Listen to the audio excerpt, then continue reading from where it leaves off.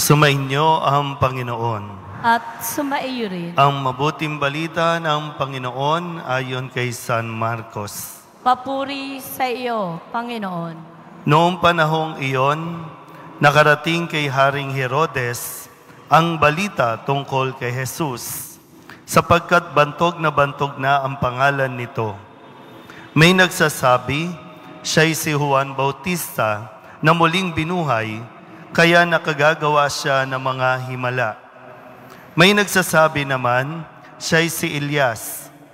Siya'y propeta, katulad ng mga propeta noong una, anang iba pa. Sinabi naman ni Herodes na mabalitaan niya ito, muling nabuhay si Juan na pinapugutan ko. Si Herodes ang nagpahuli, nagpagapos, at nagpabilanggo kay Juan dahil kay Herodias. Ang babaeng ito'y asawa ni Felipe na kapatid ni Herodes, ngunit kinakasama niya.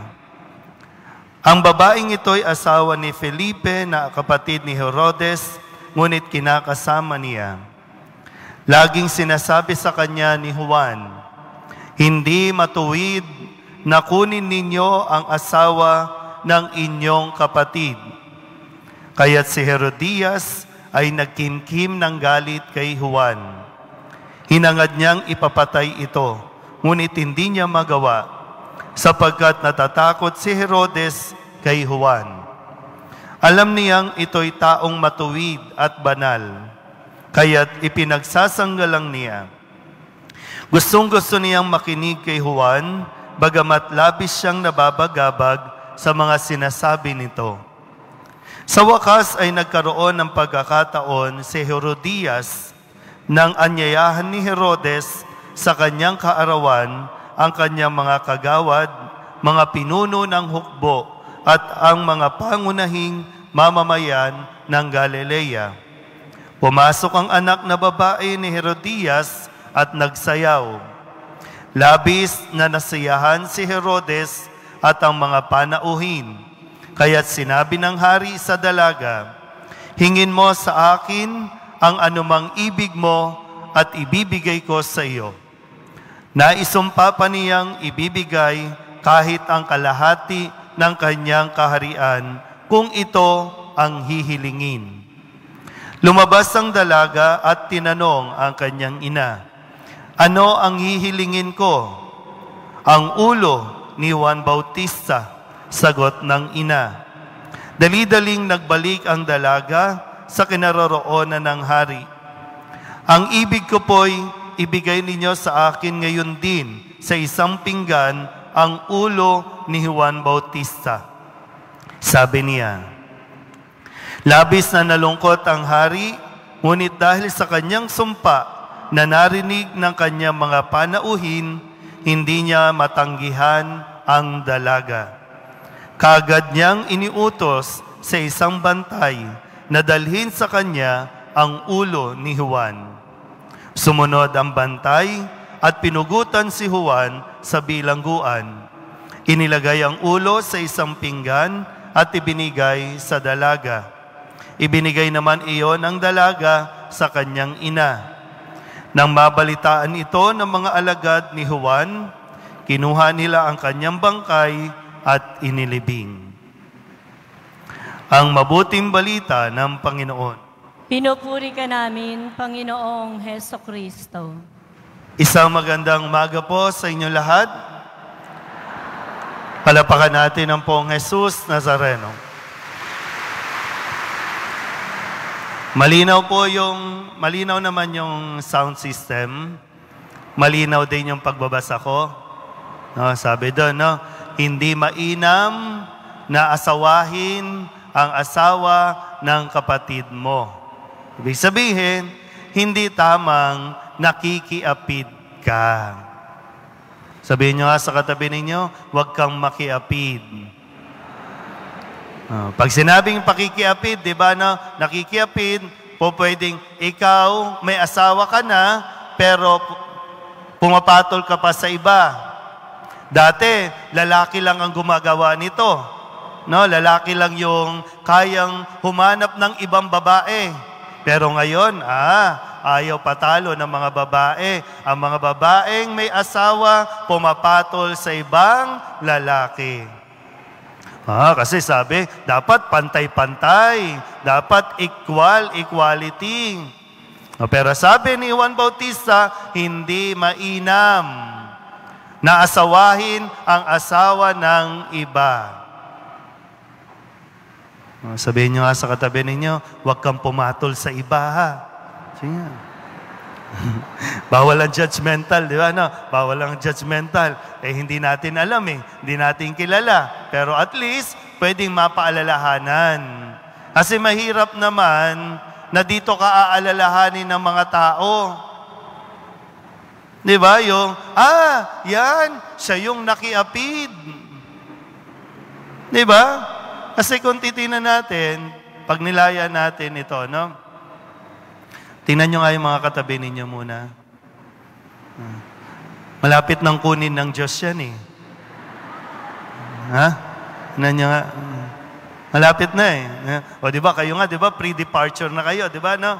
Malapit na, Pero magandang tanongin din, mapagnilayan, pag kinuha ako ng Diyos, paano ako maaalala ng mga tao? Di ba, minsan kapag umaatin tayo sa burol, sa huling gabi, may mga magpapatotoo. Di ba, no? Magkikwento ng kanilang karanasan, ipapakilala ka sa mga tao, paano kanilang nakasama, sino ka nung nabubuhay pa. Ngayon, yung sikat na namatay, di ba, no? Si Kobe Bryant, no? Na inaalala ng lahat, mula kahit sa Tondo, no? Gumawa pa ng napakagandang picture bilang paggunita sa kanilang idolo na ito napakagaling, napakabait, no? Relihiyoso, yan. Ang tanong, pag ikaw, paano ka maaalala ng mga tao? Pag ako ba, no? Paano ako maaalala ng mga tao? Yan. Kasi parang ganyan yung tema ng ating mga pagbasa. Sa unang pagbasa, si Haring David. Di ba? Si David, parang yung summary ng kanyang buhay, ipinahayag ni propeta, no, sa aklat ni propeta Sirach. Di ba? Sa aklat ni Sirach. Ito si David, siya yung bata pa lang, parang sa kanyang kabataan, napatay niya yung higante. Siya yung nakatalo sa libo-libo, 10,000 libo. Siya yung masunurin sa Diyos. Siya yung pinili ng Diyos. Napakabait. Dahil sa kanyang paghahari, naging tanyag ang Jerusalem. Ganon siya inaalala. Sa Ebanghelyo, meron tayong mga narinig din ng pangalan. Binanggit si Juan Bautista, binanggit si Herodes, binanggit si Herodias, meron din yung dalaga. Hindi ko alam kung totoong pangalan niya, Salome. Kaya nga mayroong sumayaw si Salome. Dahil sa sayaw ni Salome, at dahil sa kalasingan ni Haring Herodes, kaya sabi, kahit kalahati ng kaharian, pwedeng ibigay doon sa babae dahil lamang sa pagsasayaw nito. Di ba? Alam niyo na, no? Basta't may alak, may balak. Pag may alak ang ulo, hindi makapag-isip ng tama. Nagsayaw lang yung babae. Ibibigay na halos kalahati ng kaharian, sinumpaan pa na kahit anong hilingin mo. Diba, no? Ibibigay.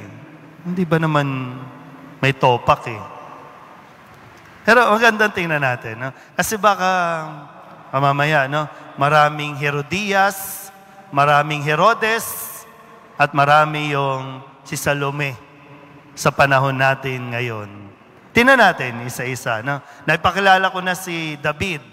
Tingnan natin. Baka marami dito mga Herodes. Sabihin niyo nga po, Herodes. Ano ba yung sinasabi sa Ebanghelyo at ipinapakilala si Herodes? Sabi, si Herodes, gustong-gusto niyang makinig kay Juan Bautista.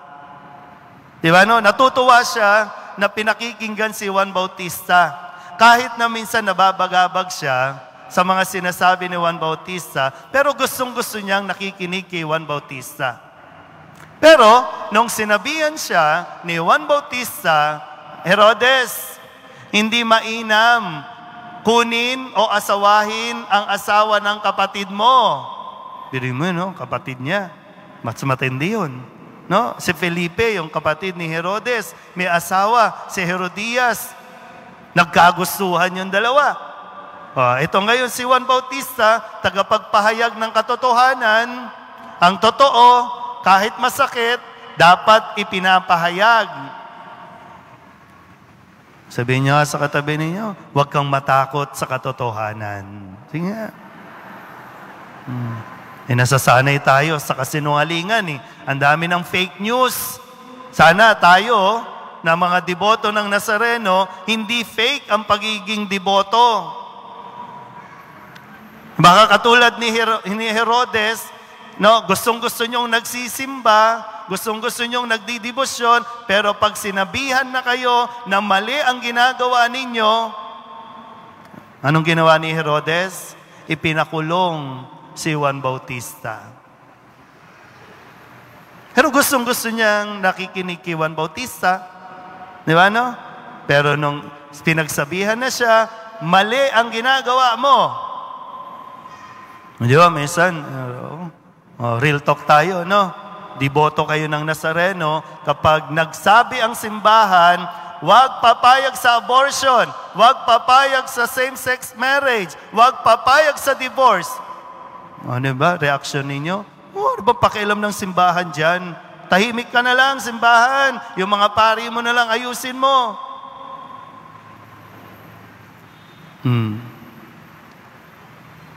Yun lang.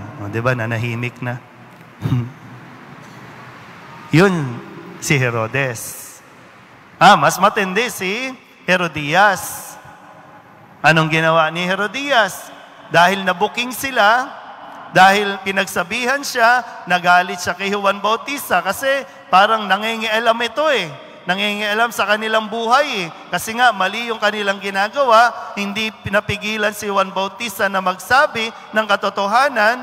Mas matindi si Herodias. Kung si Herodes, ipinakulong lang niya si Juan Bautista, si Herodias, patayin. Para mawala sa landas, yung kontra sa ating relasyon, sa maling ginagawa natin, patayin. Ganyan, maraming, yun yung pinakamadaling paraan para wala nang makapagsalita, wala nang makakontra sa atin, sa pamamaraan, no? Patayin natin.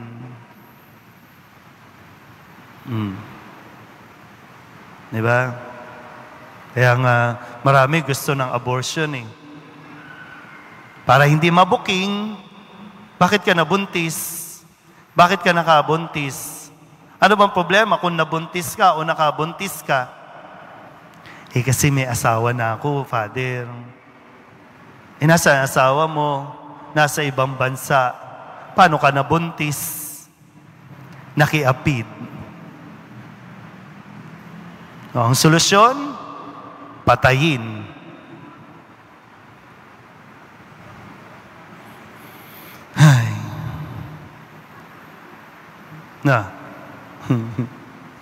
Mayroon naman yung makatulad nung dalaga. Sabi ko, hindi ko sure kung Salome, no? Pero para lang magkaroon ng pangalan, yung anak ni Herodias na nagsayaw nung birthday ni Herodes, hindi ko alam kung gaano siya kagaling magsayaw, no? Pero ang sabi doon, ito yung mga katulad, no? Mga katulad nung dalaga na wala namang kinalaman, wala namang alam, pero sunod-sunuran sa mga sinasabi ng iba. Nagatungan lang, nasabihan lang, pero hindi naman alam kung ano yung konteksto, hindi naman alam kung ano ang dahilan, basta sinabihan lang, gusto ko pakuha mo yung ulo ni Juan Bautista. Takbo naman siya kay Herodes, gusto ko ulo ni Juan Bautista. Yun yung mga walang muang. Ay, nasan tayo dyan? Gustong-gusto nyo nagsisimba. Pero pag sinabi na, sige na, patawarin mo na. Ay, naku, hindi, Father. Gustong-gusto nagsisimba, pero pag sinabi, sige na, wag mo nang singilin yung utang. Ay, hindi, Father. Magbabayad siya, Father. Sige na, intindihin mo na, unawain mo na. Diba, yung mga anak ninyong lapastangan, di ba, no? Ay, hindi, Father, walang kapatawaran. Gumapang siya sa lusak. Sige na, nagsisisi na nga yung asawa mo, di ba? Nagkamali na eh. Ay, hindi, Father, ang sakit-sakit ng ginawa niya. Mapapatawad ko lang siya pag namatay siya. Pero gustong-gustong nagsisimba. Tapos sa hawak, pipila. No?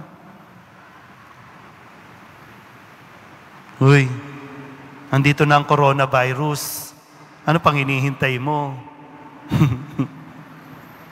Tignan mo yung katabi mo, naka-face mask na.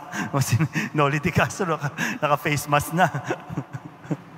Hindi natin alam kung sino na ang carrier, no? Pero, siyempre, nananampalataya tayo sa Nazareno, kayang-kaya niya ang virus. Pero ang matinding virus kasi, yung namumuhay tayo sa kasinungalingan. Ang panlaban dyan, mamuhay sa katotohanan. Masakit man, masaktan ka man, kailangan panindigan. At dyan natin inaalala si Juan Bautista. Na kahit ikulong, para sa katotohanan. Kahit pugutan ng ulo, atapang atao, hindi atakbo. Kasi yun yung pinaninindigan.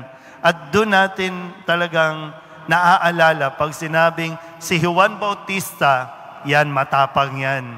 Tagapagpahayag ng katotohanan, si Juan Bautista, totoong tao, totoong kaibigan. At pag sinabing totoong kaibigan, sasabihin sa iyo kung ano ang dapat mong marinig at hindi yung kung ano ang gusto mong marinig. Kailangan natin ng mga totoong tao, totoong kaibigan, lalo pa sa panahon ngayon na nababalot tayo sa kasinungalingan. Una tayong dumagdag sa mga fake. Ang dami ng fake. Ha? Uy. Yan, no? Yun yung pinaka-modelo natin, no? Mahirap, no? Very challenging sa panahon ngayon kasi kahit tayo nahihirapan tayong i-identify sino ba talaga ang mga totoong tao sa paligid ko. Sino ba talaga? Hindi natin malalaman yon. Ang masisigurado lang natin, ako ba, ikaw ba, totoo at nagiging totoo? Yun ang kaya nating sagutin. Pero nawa, sa pagdidebosyon natin, talagang mapangatawanan natin, mapanindigan natin ang mamuhay sa katotohanan. Dahil si Kristo, ang poong Nazareno, gaya nga ng sinasabi, siya ang daan, katotohanan at buhay. Amen?